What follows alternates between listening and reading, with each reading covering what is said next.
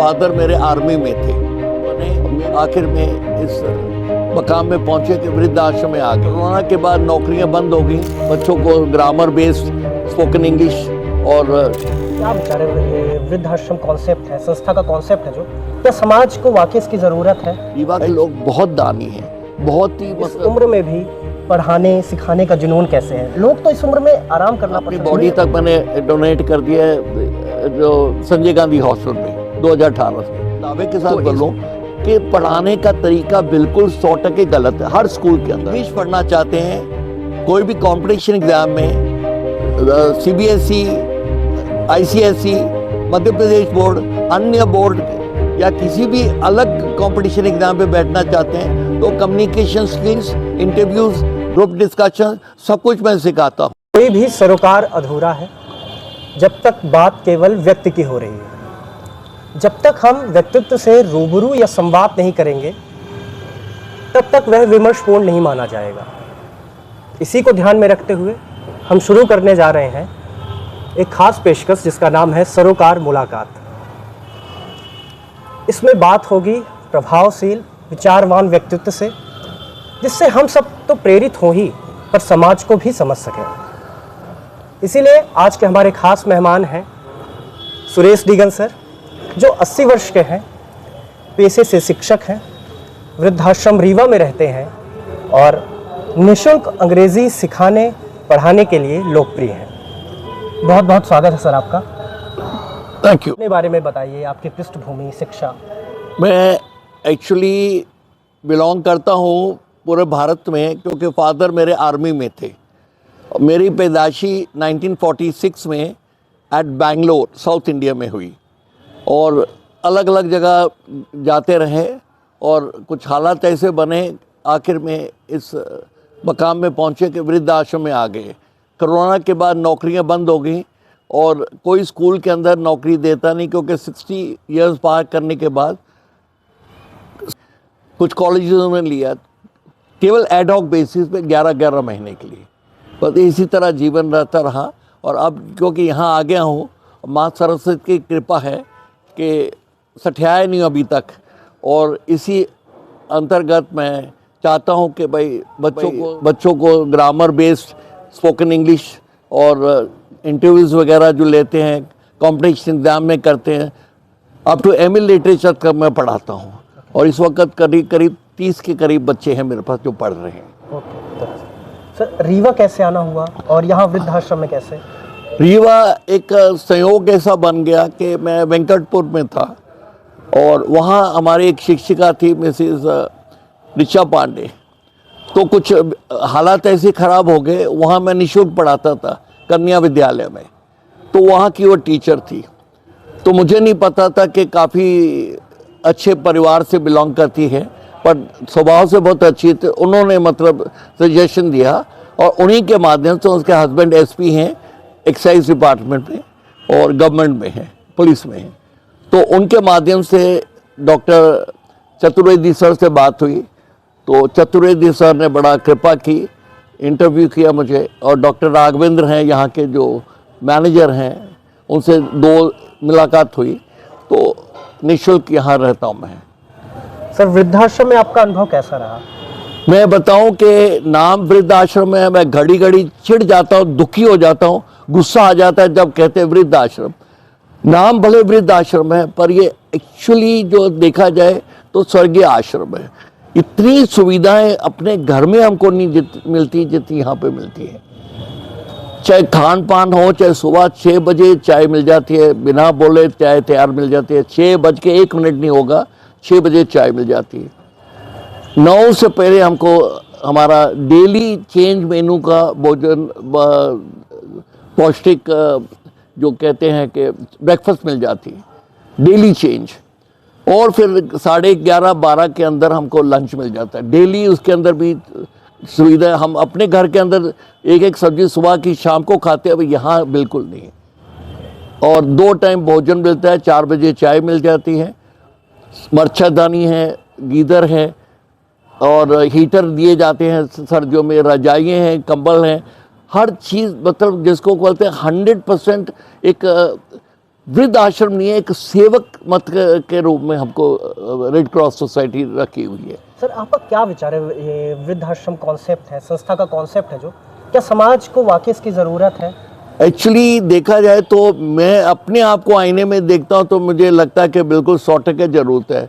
पर जब दूसरे लोगों को देखता हूँ कि घर घर के अंदर सबसे बड़ी बात है कि मैं बैचलर हूँ और मेरे परिवार में कोई नहीं है और अपनी बॉडी तक मैंने डोनेट कर दिया है जो संजय गांधी हॉस्पिटल में 2018 में।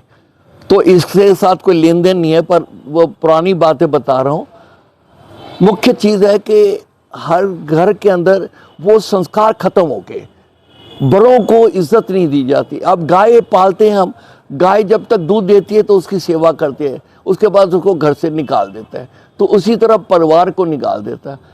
और सबसे बड़ी बात है कि वृद्ध आदमी हो गया तो अड़ियल बन जाता है, वो दूसरों की सुनता नहीं, तो कम से कम जो पीढ़ी नई पीढ़ी है वो उनको सुनना चाहिए, माँ बाप को सुनना चाहिए। ऐसे ऐसे हैं जिनके अच्छे खासे घर हैं, मकान हैं, परिवार हैं, मिलने आते हैं, पर बुद्धि रत्ती भर की नहीं है कि उनको उठा के क्यों नहीं घर ले जाते। यहाँ आके मिलने आते हैं पर घर क्यों नहीं रखते उनको, तो ये बड़ी दुख की बात है। पर वृद्धाश्रम की कंसेप्ट जो है बिल्कुल गलत है, होनी नहीं चाहिए। पर क्या करें, मतलब हालात ऐसे हो रहे हैं चारों दिशा में। यहाँ दिल्ली से आए थे, ह्यूमैनिटेरियन के मतलब मुख्य थे, प्रेसिडेंट थे, वो न्यायाधीश थे, और उन्होंने बताया, शेयर किया कि एक कंडीशन रूल्स बने हुए हैं पंजाब के अंदर, और उनके बच्चे विदेश में रह रहे हैं, तो कहाँ जाएंगे बच्चे, उनकी कौन सेवा देगा एज होने के हिसाब से। तो यहाँ क्या है कि डॉक्टरी सुविधा है, खान पान के अलावा डॉक्टरी सुविधा है, और करीब करीब हफ्ते में 1, 2, 3 कार्यक्रम तो होते ही हैं। कोई अपना बर्थडे मनाने आ जाता है, कोई इसी तरह एनिवर्सरी मनाने आ जाता है, कोई अपने पूर्वजों को याद करते हुए उनके नाम से कुछ कर जाता है, तो कुछ ना कुछ कार्यक्रम होता है। रोटरी क्लब बनाते हैं। सबसे दानी जो हैं, अगर मैं कहूँगा रीवा के अंदर हैं, तो हमारे जो रीवा व्यापारी मंडल है। व्यापारी मंडल तो एक ऐसा है कि हम लोग को गोद में लिया हुआ है, कि मतलब हमारे लिए एक परिवार है। इतनी सेवा करते हैं और चीज़ें चुप करके रख जाते हैं, मुड़ के नहीं देखते। कोई धन्यवाद भी हम बोल रहे हैं, इतनी देर के अंदर निकल जाते हैं। वो बहुत ही सेवा करते हैं। और बहुत सी संस्थाएं हैं जो जैसे अल्ट्राटेक वाले आए थे, तनिष्क वाले आए थे, बहुत सी सेवा करने वाले हैं। तो उनका नाम लेना गलत नहीं होगा, क्योंकि वो सेवा नहीं कर रहे, दान नहीं कर रहे, वो पुण्य का काम कर रहे हैं। तो पुण्य के अधिकार है उनका, तो उनको तो प्रणाम करना चाहिए। उनको तो इतनी शीश और आशीर्वाद दे रहे हैं हम लोग कि मतलब कि एक अपना परिवार समझ के। हकीकत में रीवा के लोग बहुत दानी हैं, बहुत ही मतलब दिल से आते हैं, दिखावे के बिल्कुल नहीं है, ढोंग नहीं है। रीवा का एक आपको भी पता होगा, नगाड़ा बनाया दुनिया का सबसे बड़ा नगाड़ा, पर अपना नगाड़ा नहीं कभी बजाते। नगाड़ा जाके दे आए थे अयोध्या के अंदर। तो ये रीवा की खूबी है, रीवा की शान है। यकीनन मैं आपकी बात से पूर्णतः सहमत हूँ। सर इस उम्र में भी पढ़ाने सिखाने का जुनून कैसे है? लोग तो इस उम्र में आराम करना पसंद करते हैं। मैं बताऊँ, एक बात है कि देखिए, आराम तो जीवन भर हमने किया। कोरोना में जितना आराम किया मैं शायद जीवन भर में किसी ने नहीं किया, चाहे प्राइम मिनिस्टर हो चाहे दूसरे हो, सारे के सारे आराम ही कर रहे थे। तो यहाँ धरती पे आए हो, सबसे बड़ी बात है कि ना मैं हकलाता हूँ, और सबसे बड़ी बात है माँ शक्ति का वरदान है और ज्ञान दिया हुआ है। तो ज्ञान को जितना बांटेंगे उतना लाभ मिलेगा। पता नहीं किस बच्चे के सर पे मैं हाथ रख के आशीर्वाद दूँ और पढ़ के कहाँ का कहाँ निकल जाए। बहुत से मेरे स्टूडेंट्स हैं, बहुत ऊंचे ऊंचे बुलंदियां पे, बहुत ऊंचे ऊंचे मकाम में पहुँच गए हैं, पर उन्हीं की आशीर्वाद में आज भी मैं तंदुरुस्त हूँ, खुश हूँ। और सबसे बड़ी बात है कि सारा दिन किताबें कितनी पढ़ेंगे हम, और जितना लोगों से आदान प्रदान करेंगे तो हम अपने आप को यंग फील करते हैं और बड़ा अच्छा लगता है। और बड़ी खुशी की बात है कि ऐसा कृपा माँ सरस्वती ने ऊपर वाले ने दी है। सर आपने पढ़ाने के लिए अंग्रेजी विषय का ही क्यों चुनाव किया?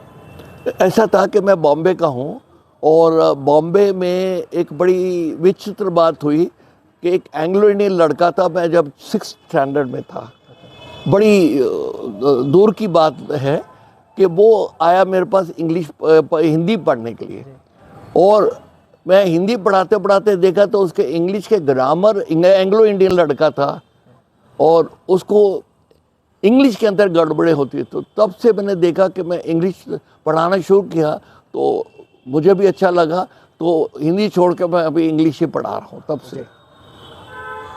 सर सवाल ये रहता है लोगों के मन में, अगर मैं कोई आखिर इंग्लिश क्यों सीखे, अंग्रेज़ी सीखना ज़रूरी क्यों है सर? इंग्लिश ऐसा है कि देखिए अभी ना सीखोगे तो श्वास बंद नहीं होगा, पर ऊंची उड़ान उड़ना है, इंटरनेशनल उड़ना है, नेशनल लेवल जाना है, तो लोगों से आदान प्रदान करना, रशिया जाओ, अमेरिका जाओ, फ्रांस जाओ, जर्मनी जाओ, फ्रांस यूके जाओ, कहीं पे भी जाओ, जापान जाओ, चाइना जाओ, तो एकमात्र लिंक भाषा जो है इंटरनेशनल लैंग्वेज है, इंटरनेशनल भाषा है। तो अब यहाँ का साउथ इंडियन यहाँ आएगा तो लोगों से बात कर नहीं पाएगा, क्योंकि उसको अपनी तमिल या अपनी तेलुगु या अपनी मलयालम आती है, पर इंग्लिश आएगी तो इंग्लिश एक कॉमन लैंग्वेज है, सभी जगह पे चलती है। तो यही एक सबसे बड़ी बात है, और हमने भी वही सीखा कि हमारी फ्रेंड सर्कल सारी मेरी इंग्लिश की थी, मेरे दोस्त यार मित्र वाले इंग्लिश में थे, और कुछ संपर्क ऐसा बढ़ा कि मैं इंग्लिश में ही रह गया। अगर अंग्रेजी विषय को लेकर तो कहीं ना कहीं लोगों के मन में एक डर है। अगर बात करूं मैं छोटे शहरों को, कस्बों को, गांवों को, तो उनके मन में ये डर क्यों है और ये डर कैसे हटेगा? नहीं, डर ऐसा है, देखिए अभी मैं एक आप ही से सवाल पूछूं, आपको हिंदी को आती है, हिंदी आप कहेंगे मातृभाषा है, ठीक है, तो आप इंग्लिश को मातृभाषा ना माने, पितृभाषा ना माने, पर एक सौतेली व्यवहार भी ना करें, उसको एक मौसी मान ले, एक आंटी मान ले, तो थोड़ा सा सबसे बड़ी बात है कि 100% मैं अगर दावे के साथ बोलूं कि पढ़ाने का तरीका बिल्कुल 100% गलत है। हर स्कूल के अंदर, इंग्लिश मीडियम स्कूलों के अंदर भी पढ़ाते हैं तो वो अनुवाद करके पढ़ाते हैं, तो अनुवाद तो मेरे को भी याद हो जाएगा, पर जब इंग्लिश आएगी, इंग्लिश अगर शब्द गया ही नहीं है हमारे कंप्यूटर के अंदर, हमारे ब्रेन के अंदर, माइंड के अंदर गया ही नहीं है, तो शब्द कहाँ से निकलेंगे? तो सबसे बड़ी बात है कि पढ़ाने वाले खौफ पैदा कर देते हैं इंग्लिश मुश्किल है, वो गलत तरीके से पढ़ाते हैं। मैं जो पढ़ाता हूँ इतना सरल है, चौथी पाँचवीं वाले बच्चे बड़ी सरलता से समझ जाते हैं और आगे बढ़ रहे हैं। एक ऐसे पूंजीवादी दौर में जहाँ बड़ी बड़ी कोचिंग संस्थान, ट्यूशन सेंटर्स अंग्रेजी सिखाने पढ़ाने की एक मोटी रकम वसूल रहे हैं, ऐसे समय में आप निःशुल्क पढ़ा रहे हैं। मैं बताऊं कि अब मैं एक सीधी बात है, मैं आपसे जो 4,000, 5,000, 10,000 हजार रुपया फीस लेते हैं, मैं लेके तो क्या करूंगा उससे? और मुझे सब कुछ निःशुल्क मिल रहा है, सुबह से शाम तक मुझे सब कुछ, हर चीज़ मिलती है, ना मुझे गुटखा खाना है, ना मुझे कुछ फालतू खर्चा करना है, कोई खर्चा नहीं है।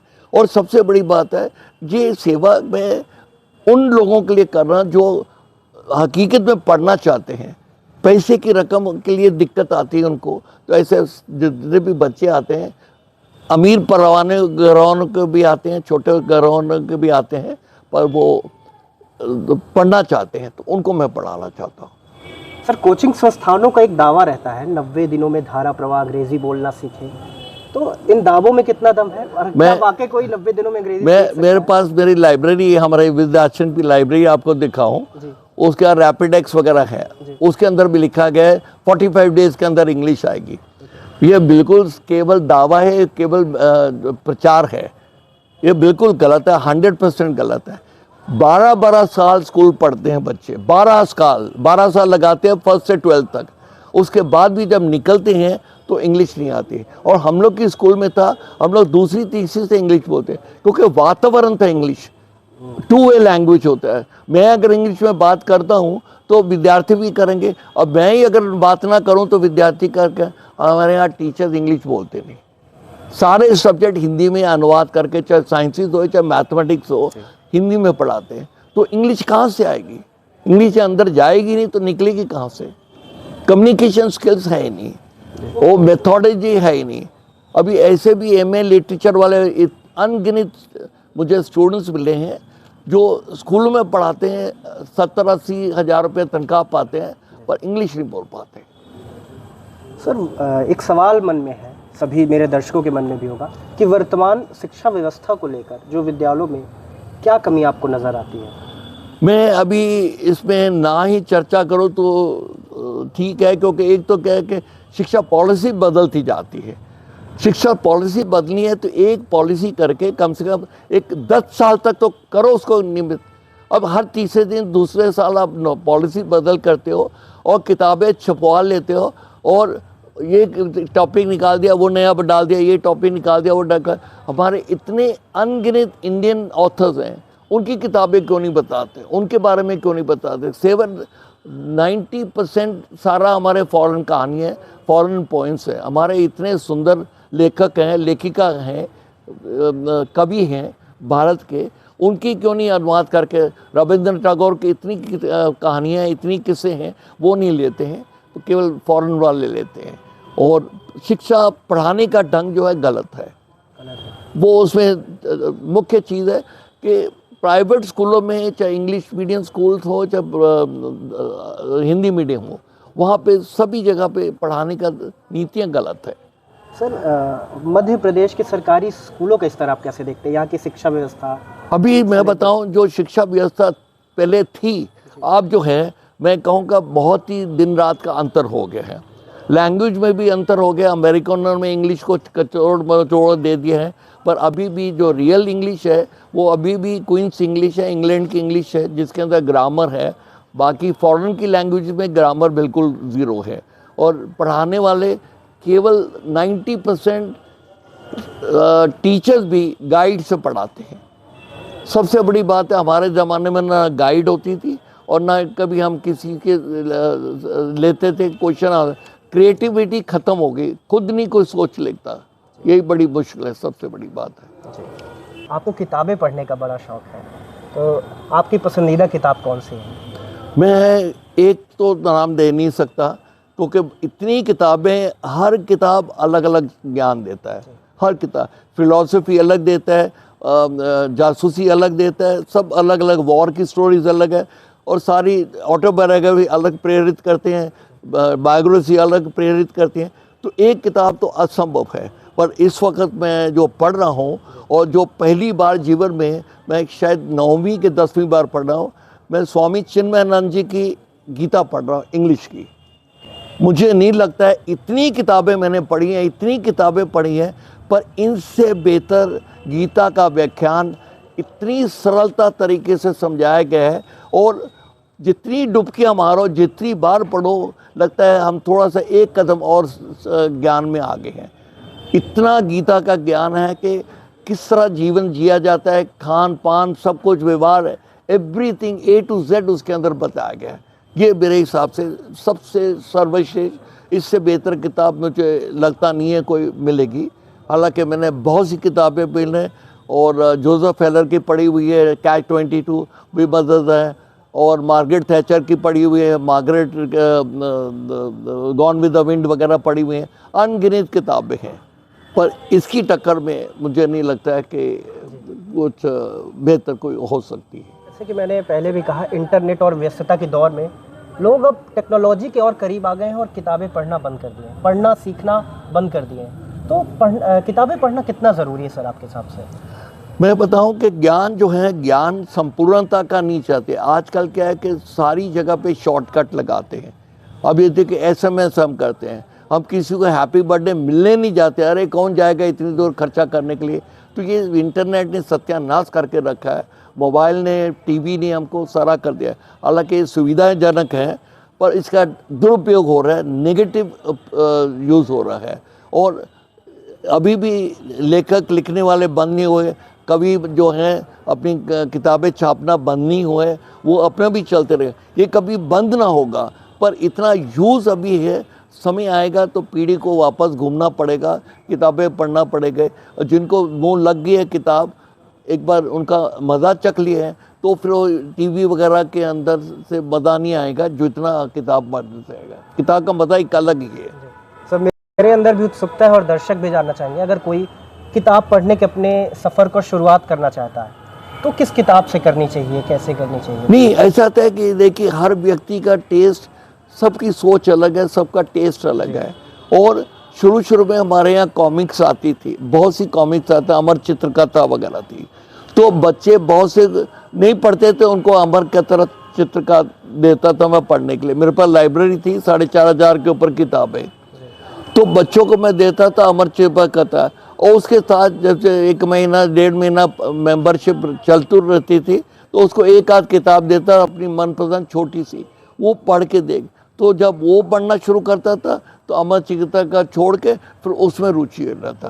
तो ऐसे बहुत से अनगिनत बच्चे हैं, लड़के लड़की हैं जो पत्रकारिता में चले गए, कहीं और भी चले गए, पर उनका मन किताबों से मोह हो गया और पढ़ना शुरू कर दिया। हमें वीडियो के माध्यम से देख सुन रहे हैं, वो भी अंग्रेजी पढ़ना सीखना चाहते हैं पर वो किसी कारणवश आ नहीं सकते, आपकी कोचिंग संस्था में प्रवेश नहीं ले सकते, वो अंग्रेजी कैसे सीखें? अब इस तरह का कि अंग्रेजी बहुत से स्टूडेंट्स, मैं अभी सतना से बहुत से स्टूडेंट्स हैं, मुझे कहा कि सर ऑनलाइन पढ़ाना शुरू करो। अब ऑनलाइन क्या कि मैं पुराने युग का हूँ, उसके लिए मुझे वो यंत्र चाहिए, मुझे वो तरह का चाहिए और एक दो सेटअप चाहिए, तो वो असंभव है। वो सेटअप हो जाए तो मुझे कोई फ़र्क नहीं पड़ता, यूट्यूब के डालूं। और ये 100% मुझे पता है कि अगर ये शुरू किया जाए तो इसका बहुत ही ज़्यादा लाभ मिलेगा बच्चों को और बहुत दूर तक पहुँचेगा ये काम। जी, जैसे जो छोटे शहरों कस्बों में और जो भी ज़रूरतमंद है, ये एक अंग्रेज़ी के क्षेत्र में और शिक्षा से जुड़े क्षेत्र में क्रांति ला सकता है सर, यकीनन सर। सर, अगर कोई आपसे संपर्क करना चाहे या आपके कोचिंग संस्था में दाखिल होना चाहे तो वो कैसे कर आ सकता है? अब गोविंदगढ़ से 25-30 किलोमीटर दूर से गांव से आते हैं और पढ़ने के लिए आते हैं और पढ़ रहे हैं। और अगर ऑनलाइन करूं तो शायद और दूर के कस्बों से भी बच्चे जुड़ सकते हैं और उनका क्लासेस का टाइम रखा जा सकता है ऑनलाइन करके। और जो रेगुलर वर्चुअल आके पढ़ना चाहते हैं तो नहीं, गुस्सा नहीं आता और सरलता उसके अंदर पढ़ने वाले बच्चे चाहिए। अब मुख्य चीज़ है कि आज के युग में जो बच्चे आते हैं 2 दिन आएंगे 3 दिन गांव चले जाएंगे, तो लिंक खत्म हो जाता है। तो कंसिस्टेंसी नहीं है। कंसिस्टेंसी ना होगी तो क्या होगा, चेन की तरह है, साइकिल की चेन, कड़ी निकलती जाएगी तो गैप। ग्रामर जब तक एक से एक कड़ी जुड़ी हुई है, तो ग्रामर जब तक बेस ना बनेगा, फाउंडेशन ना बनेगा, तो स्पोकन इंग्लिश और रिटन इंग्लिश, कम्युनिकेशन स्किल्स नहीं आएंगे। तो ये थे हमारे साथ सुरेश टीगन सर। अगर आप निःशुल्क अंग्रेज़ी पढ़ना और सीखना चाहते हैं तो मैं सर का नंबर डिस्क्रिप्शन बॉक्स में डाल दूंगा और सर का पता है जो ये वृद्धाश्रम रीवा है, तो मैं नंबर सर का डाल दूंगा। जो भी इच्छुक व्यक्ति हो, जो भी अंग्रेज़ी सीखना चाहता हो, उम्र और आपकी शिक्षा आपका ये मायने नहीं रखती, अगर आप सीखना चाहते हैं तो सर से संपर्क करके सीख सकते हैं। धन्यवाद। पालिश, झोरा के चैन, बैग फटा सिलाई, जूता फटा। कई आदमी परेशान करते हैं, नगर निगम परेशान करते हैं, कैसा भी जीविका चलाना। यहाँ पे जो भी बच्चे इंग्लिश पढ़ना चाहते हैं, कोई भी कंपटीशन एग्ज़ाम में CBSE, ICSE, Madhya Pradesh board, अन्य बोर्ड या किसी भी अलग कंपटीशन एग्ज़ाम पे बैठना चाहते हैं तो communication skills, interviews, group discussion सब कुछ मैं सिखाता हूँ निःशुल्क। 100 रुपया पंजीकरण का है, 100 रुपया मंथली है। ये वृद्ध आश्रम की जो मेरी तरफ से छोटी सी सेवा है, हालांकि उनकी सेवा तो 10 जन्म क्या 50 जन्म में ले हूँ, उनका पूर्ति नहीं मैं कर सकता। और जो भी बच्चे आएँ, पढ़ने वाले बच्चे चाहिए, किसी भी जात का, मुझे कोई जात पात से लेना कुछ नहीं है, केवल पढ़ने वाले बच्चे आएँ। 5वीं कक्षा से MA लिटरेचर तक पढ़ना चाहें तो आ सकते हैं।